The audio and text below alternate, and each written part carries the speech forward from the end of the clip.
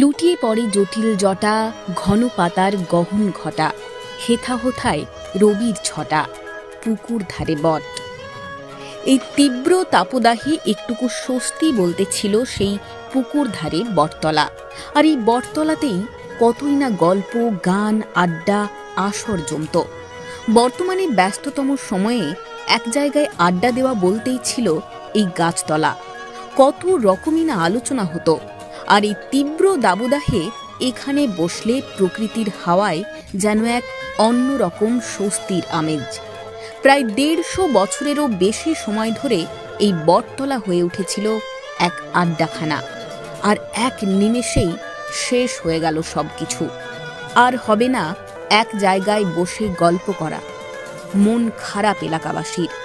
প্রাচীন বটগাছি ভেঙে পড়ল দমকা ঝড়ের কারণে। শনিবার রাতের ঝড়ে মন্দিরের ওপর ভেঙে পড়ল শতাধিক প্রাচীন বটগাছ।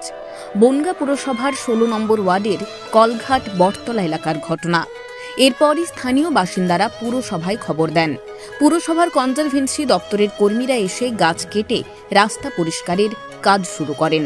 স্থানীয় সূত্রে খবর, ওই বটগাছের বয়স ১৫০ বছরের কাছাকাছি। পাশেই রয়েছে মন্দির, আর সেই মন্দিরের ওপরেই ঝড়ের তেজের ফলে ভেঙে পড়েছে গাছটি। খবর পেয়ে এলাকা পরিদর্শনে পৌঁছন বনগাঁ পুরসভার চেয়ারম্যান গোপাল শেঠ।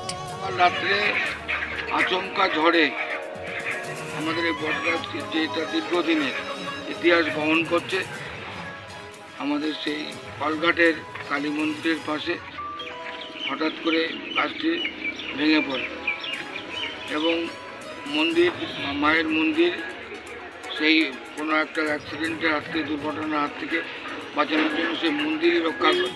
কেন গাছটা মন্দিরের উপর ক্ষয়ক্ষতি হয়।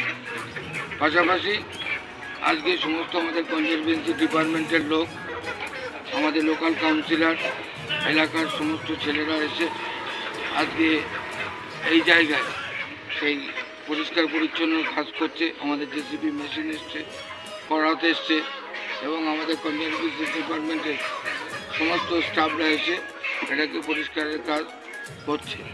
আমরা দ্রুত এটাকে পরিষ্কার করে, যেটা মন্দিরের যে অংশ ভেঙে গেছে, দ্রুত সেটাকে রিপেয়ার করে। আমরা সকলেই জানি একটি গাছ অনেক প্রাণ।